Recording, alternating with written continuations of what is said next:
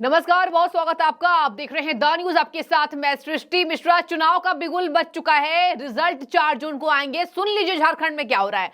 झारखंड में यहां झामुमो को तगड़ा झटका लगा है, यानी कि झारखंड मुक्ति मोर्चा। और बता दें आपको, विधायक सीता सोरेन शिबू सोरेन की बहू हैं, उन्होंने अपने विधायकी छोड़ दी है। उन्होंने गंभीर आरोप झारखंड मुक्ति मोर्चा पर लगाया है। अपने दिवंगत पति को याद किया, कहा बलिदान है, योद्धा थे मेरे पति। शिबू सोरेन को भी चिट्ठी लिखी है अध्यक्ष को, वही है, अध्यक्ष भी वही संभाल रहे हैं। और आपको बता दें 31 तारीख को यहाँ हेमंत सोरेन गिरफ्तार हुए थे। कैसे उन्होंने बड़े बड़े घोटाले झारखंड के अंदर किए थे। तो हेमंत सोरेन के बाद चंपई सोरेन को विधायक दल का नेता चुना गया था, दर्शकों, वो मुख्यमंत्री बने थे। उसके बाद से ही झारखंड में कुछ ठीक नहीं है। और वहां देखिए इन्होंने गठबंधन कर रखा है। आपको बता दें, अब इल्जाम सुनिए और आपको गुजरात भी ले चलेंगे। गुजरात में यहां सैकड़ों आम आदमी पार्टी कार्यकर्ता और कांग्रेस पार्टी के नेताओं ने इस्तीफा दे दिया है। गुजरात में तो तब गजब हो गया जब रोहन गुप्ता, राष्ट्रीय प्रवक्ता है, देखते होंगे आप इनको टीवी डिबेट्स में, उन्होंने चुनाव लड़ने से मना कर दिया और कहा कि मेरे पिता की तबीयत ठीक नहीं है, इसी वजह से मैं चुनाव नहीं लड़ूंगा। आपको बता दें, ये चुनाव से पहले चुनाव ना लड़ने की जानकारी ये तब होता है जब मंशा ठीक नहीं होती है। और यहां कहीं ना कहीं कांग्रेस की मंशा ठीक नजर नहीं आ रही है। बड़े बड़े नाम है, देखिए तस्वीरें भी हम आपको दिखा रहे हैं किस तरीके से गुजरात के गांधीनगर में यहां पर इस्तीफा देने के बाद कांग्रेस और आम आदमी पार्टी का जमावड़ा बीजेपी के ऑफिस में लग गया। चलिए पहले शिबू सोरेन के बारे में बात करते हैं कि कि आखिर बहू ने इस्तीफा क्यों दे दिया है। देखिए, सीता सोरेन विधायक रही हैं, बड़ा नाम है, और इनके पति जो है वो हेमंत सोरेन के बड़े भाई हैं।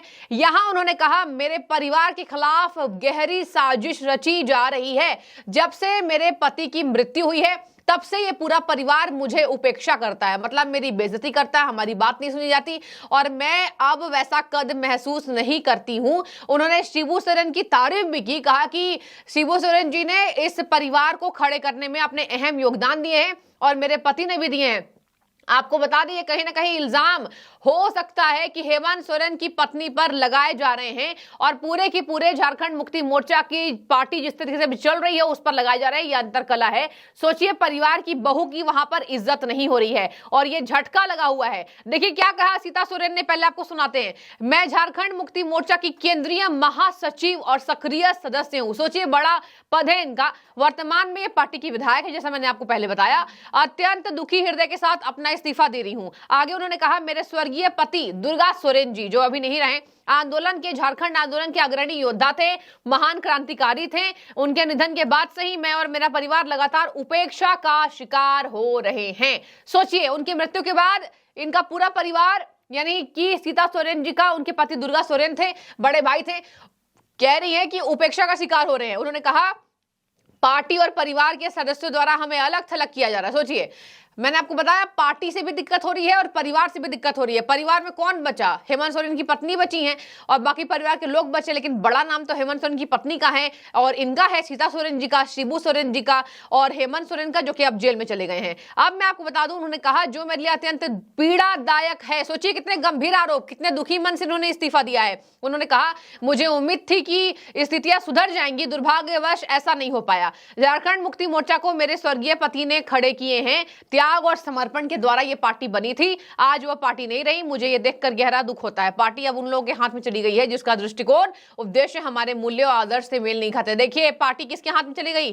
कहीं ना कहीं चंपई सोरेन पर यह बड़ा इल्जाम है। पार्टी उनके हाथ में, जाहिर सी बात है, विधायक दल के नेता हैं। उन्होंने कहा मेरे खिलाफ गहरी साजिश। उन्होंने कहा कि मेरे गुरुजी बाबा, यानी शिबू सोरेन को गुरुजी कहते हैं, उन्होंने कहा सबको उन्होंने एकजुट करने का कठिन परिश्रम किया, लेकिन अफसोस है कि उनके प्रयासों के बाद भी वो विफल रहे।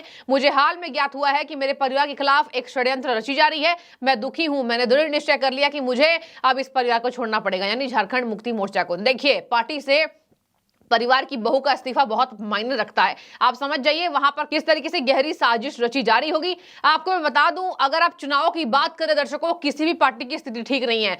बीजेपी अलग दावा कर रही है 400 पार, और सर्वेस तो ऐसे आ रहे हैं वैसे कि बीजेपी की जीत होने वाली है तीसरी बार भी। लेकिन मैं आपको बता दूं, ना कांग्रेस की स्थिति ठीक है, ना आम आदमी पार्टी की स्थिति ठीक है। अब ईडी ने माना 100 करोड़ का मनी लेन देन है जब से के कविता की गिरफ्तारी हुई है। तो देखिए हर जगह दिक्कतें हैं। अब झारखंड में बात करें तो झारखंड में हेमंत हेमंत सोरेन के जेल जाने के बाद और भी पार्टी की स्थिति खराब हो गई है। उन्होंने कहा हेमंत की जगह चंपई सोरेन बन चुके हैं सीएम।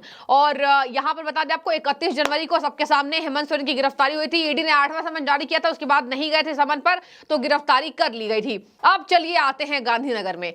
यहां पर तो सीता सोरेन ने बड़े इल्जाम लगा दिए हैं। देखने वाली बात होगी झारखंड मुक्ति मोर्चा के सदस्य क्या कहते हैं, पार्टी के अध्यक्ष क्या कहते हैं, और सबसे बड़ी बात मुख्यमंत्री चंपई सोरेन जी जाहिर सी बात है इज्जत करते होंगे सीता सोरेन का, लेकिन हो सकता है कि कुछ उनके विधायक दल के नेता बनने के बाद कुछ षड्यंत्र होगा। अब वो क्या सफाई पेश करेंगे कि आखिर मेरे मुख्यमंत्री बनने के बाद सीता सोरेन ने क्यों इस्तीफा दे दिया, ये देखने वाली बात होगी। इंतजार हम करेंगे और आपको भी अपडेट देंगे।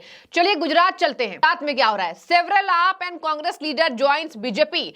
यहां पर कहा जा रहा है ऐसे नेता कांग्रेस के हैं और आम आदमी पार्टी के हैं, वो बीजेपी का दामन थाम चुके हैं। अब एक नेता कहते सुने गए कि बीजेपी की नीतियां अच्छी हैं। चलिए नामों पर आते हैं दर्शकों, कौन कौन से वो नाम हैं। इस कांग्रेस की सियासी संकट के बीच अब रोहन गुप्ता का पार्टी से लड़ना मना करना कांग्रेस से ये बड़ा झटका दे गया।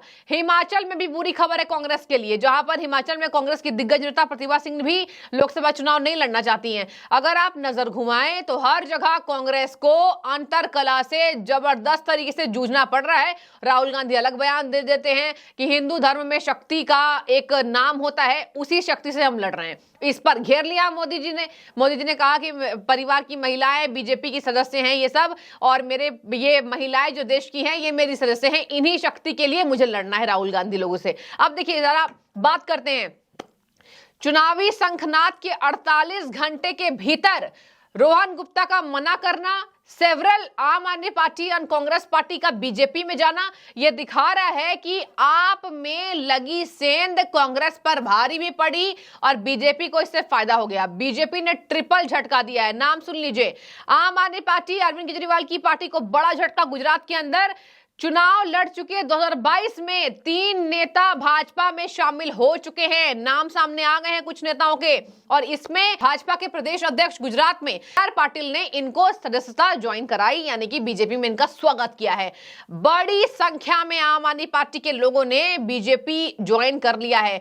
कहा जा रहा है 3 नेता तो बड़े चेहरे हो गए, 3 नेताओं के अलावा बड़ा चेहरा है जो अभी शामिल हो चुका है। इसके साथ मैं आपको बता दूं, यहां पर बातचीत की जाए तो सीआर पाटिल आपके शहर अध्यक्ष जयंती भाई जेठालाल मेवाड़ा का भाजपा में स्वागत किया है। ये आम आदमी पार्टी के शहरी अध्यक्ष हैं जयंती भाई जेठालाल मेवाड़ा, ये भाजपा में आ चुके हैं। आगे सुनिए, इनके साथ सैकड़ों कार्यकर्ता, जाहिर सी बात है बड़ा चेहरा आएगा तो सैकड़ों कार्यकर्ता पीछे होते हैं, वो भी आ गए आम आदमी पार्टी को छोड़कर बीजेपी में। आगे सुनिए, मेवाड़ा असरावा विधानसभा सीट से ये 2022 में आम आदमी पार्टी के उम्मीदवार थे।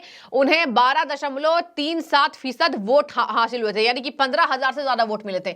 और सोचिए इन्होंने छोड़ दिया आम आदमी पार्टी को। और बताती हूं मैं आपको, प्रत्याशी रहे आम आदमी पार्टी के, विधानसभा चुनाव लड़ चुके आम आदमी पार्टी के महासचिव मुकेश भाई पटेल भी भाजपा में शामिल। आगे सुनिए, 16,000 वोटों से वो जीते थे। और इसके साथ ही आम आदमी पार्टी के दिग्गज नेता दिनेश भाई कपाड़िया ने भी भाजपा का दामन थाम लिया। तो मैंने आपको बताया 3 बड़े नाम जो आम आदमी पार्टी को छोड़ चुके हैं। कांग्रेस के रोहन गुप्ता चुनाव नहीं लड़ना चाहते हैं, और कांग्रेस के भी बड़े नेताओं का नाम इसमें शामिल है। देखने वाली बात होगी कैसे भैया ये पार्टी अपने आप को संभालेंगे। अब बिगुल बच चुका है, 4 जून का इंतजार सबको होगा, आप सभी को भी होगा। जल्दी आ जाए 4 जून, चुनाव के डेट्स आ चुके हैं दर्शकों, आचार संहिता लग चुका है। अब नेता आपको नहीं दिखेंगे प्रचार प्रसार में। और इसी के साथ यहां देखने वाली बात होगी कि अब इस चुनाव के नतीजे कैसे आते हैं, और क्या चुनाव में जो कह दिया गया है चुनाव आयोग के द्वारा कि निष्पक्ष होनी चाहिए, कौन कौन से वो राज्य हैं जो निष्पक्ष चुनाव कराने में यहां पर असफल रहेंगे, रडार पर आएंगे। देखने वाली बात होगी। आप बताइए कैसी राय आपकी।